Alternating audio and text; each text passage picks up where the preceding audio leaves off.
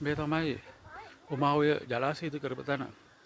උමාවය හරස් කළා පොහුල්පොළ කියන ස්ථානයෙන්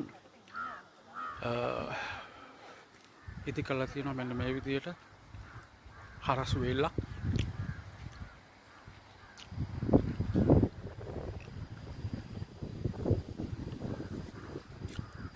ඔය පැත්තෙන් තමයි වතුර එන්නේ උමාවයේ.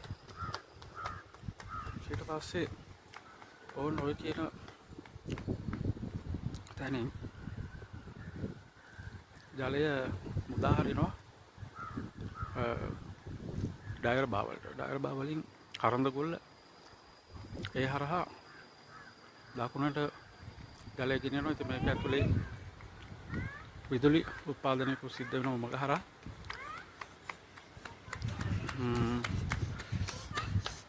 සාමාන්‍යයෙන් සැලකිය යුතු වේල්ලක් තමයි ඉතින් මේක දකින්න ලැබෙන්නේ. තාම ලස්සන පරිසරයක තියෙනවා. බලන්න පැත්තේ තියෙන කඳු හරිම ලස්සනයි.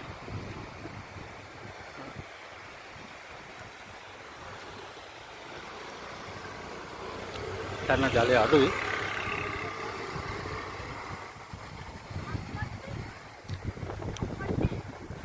පේන්නේ උඩින් යන බදුළු පාර.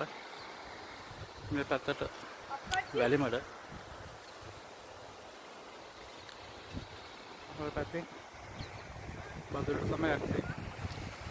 උමාවේ දැන් නම් වතුර අඩුයි.